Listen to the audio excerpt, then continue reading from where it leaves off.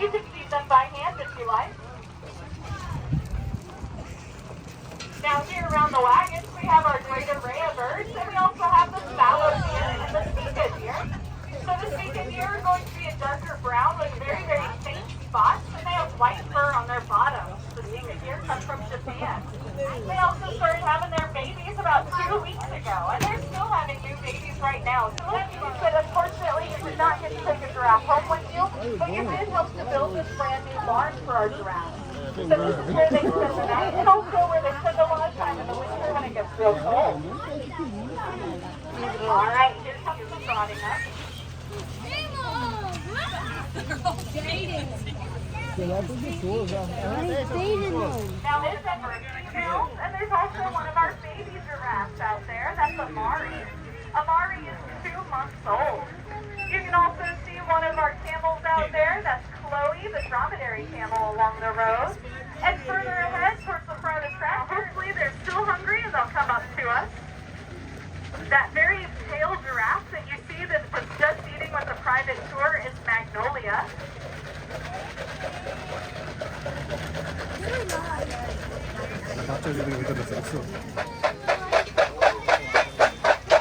All right, y'all, that was one seat, so please grab a seat for me, guys. We're going to pull forward a short distance.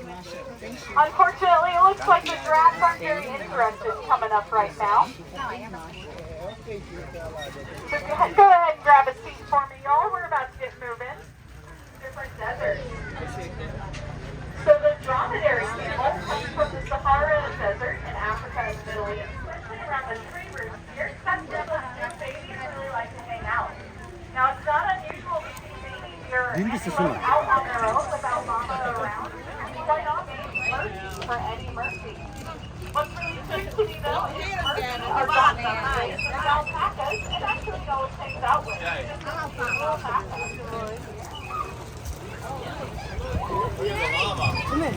4 and 5, okay?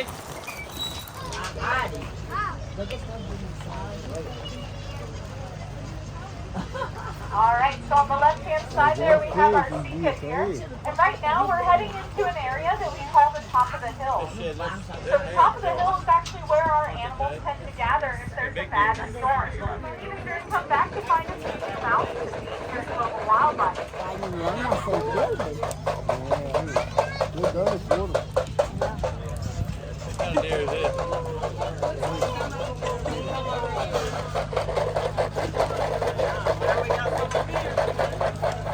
All right, actually, on the right-hand side,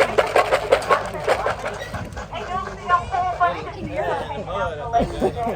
Those are the Father David deer. The Father David deer are semi-aquatic, which means that the Father David deer are also very unique because they've evolved to grow 2 sets of antlers per year. So every other deer species in the world grows just 1 set for the rutting season, and then after the rut is over, the antlers fall right onto their heads. Father David deer, though, they grow 2 sets a year because sometimes you see that big mud hole. That's usually a watering hole when it rains, and that was dug by the Father David deer also. You can also see that some of the Father David deer are looking real shaggy. That's mostly going to be the females and the year-old calves right now. Those guys are still shedding their winter coats, and underneath they have a beautiful, sleek, red-orange summer coat.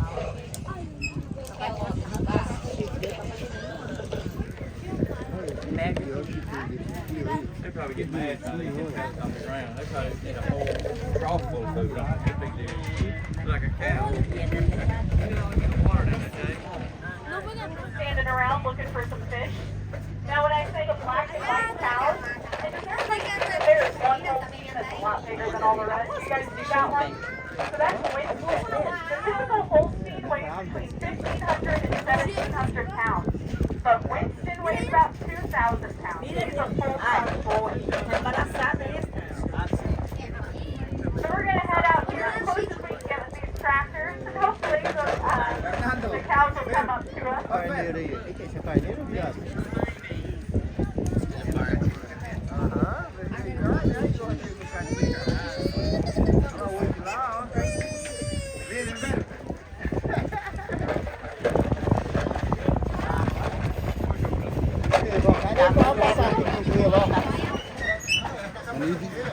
All right, I'll let you know when it's safe to stand up. I also want to point out the Father David deer up here in the first fawn. This looks like a very young fawn. I would say maybe a week or two old over there on the right-hand side. And then we have some of our whole team coming up. All right, y'all, please come to the stop. All right, y'all, this is going to be the last sheep stop on our tour, so feel free to be generous with our Father David here and the Watching cattle. Minnie, come here.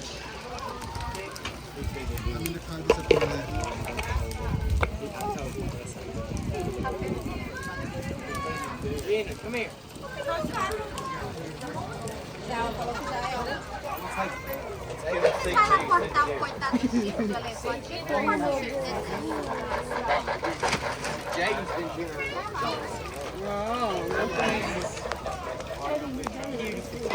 He's looking for some. Look. Here, but oh God, he's home. This thing got me. I told you them things would get you.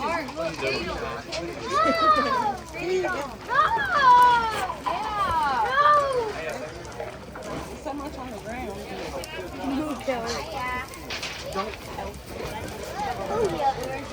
They're about to start flying. Take a picture. Ooh. I don't have my phone. All right, I need everybody seated for me.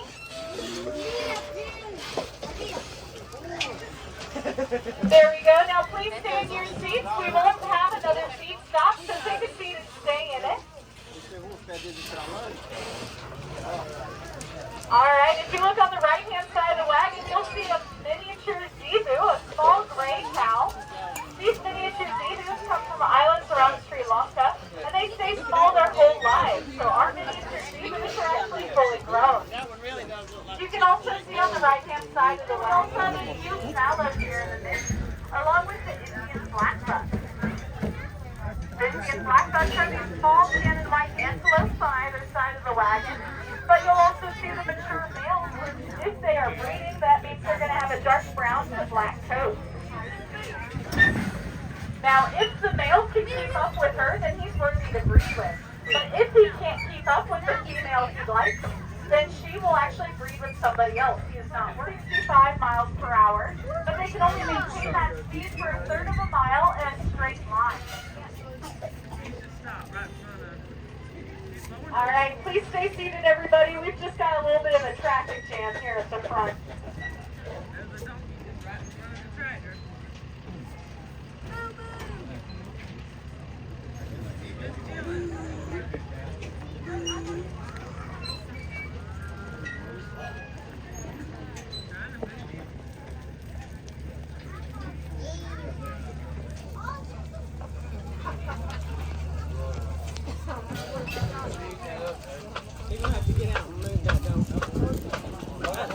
Don't run over the donkey. I can't deal with that. There he goes. All right, looks like our traffic jam has moved out of the way. Oh, this female is very, very pregnant, as you can see on the right-hand side. That's a very pregnant donkey there. Blue eyes. That means it is clear and not albino. So albino animals have red or pink eyes because their eyes completely lack color. So what you see is actually a reflection of the blood vessels behind the eye that gives it that red or pink color.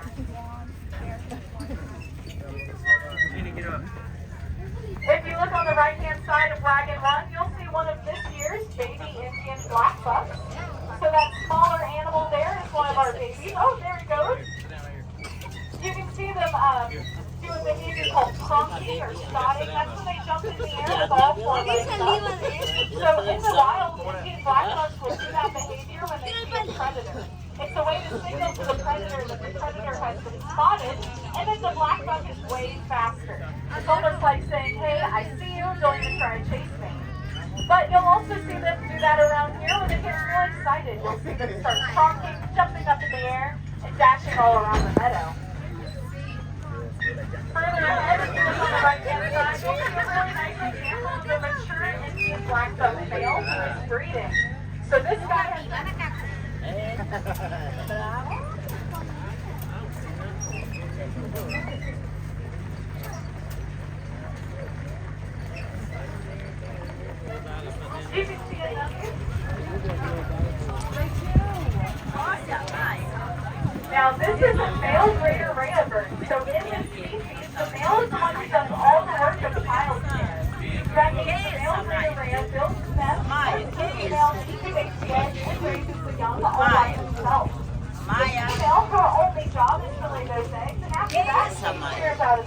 Louisiana. Its first response